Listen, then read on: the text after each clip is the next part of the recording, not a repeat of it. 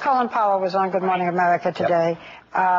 He's a friend of yours, he's respected, and he says, and I'm quoting, that the United States Armed Forces are very, very stressed. He expressed concern over the burden extended stay in Iraq would put in the troops. He says we don't have enough troops. We certainly can't do anything in Afghanistan or any part of the world. Now I'm not quoting him, but this is because we're just so stretched that we've got to reduce these forces.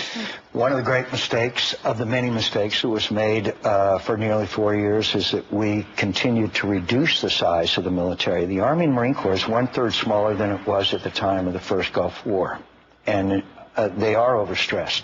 And what they've done, particularly the Guard and the Reserve, is phenomenal. Some of our Guard and Reserve have been back time after time after time. And the stress, not only on them, but their families, is obvious. But there's only one thing worse than an overstressed military, and that's a defeated military. So I saw a defeated military. Are you going to push for a draft?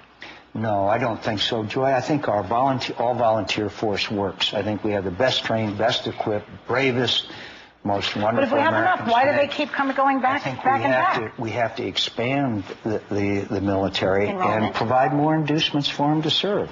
There are a certain number who will join out of patriotism, thank God.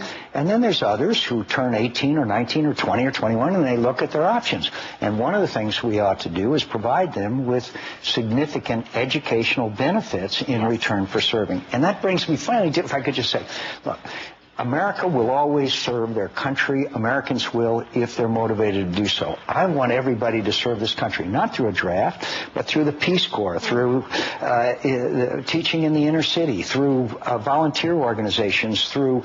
Look, Americans will serve this country in causes that are greater than their self-interest. And that's what I believe I can do as president.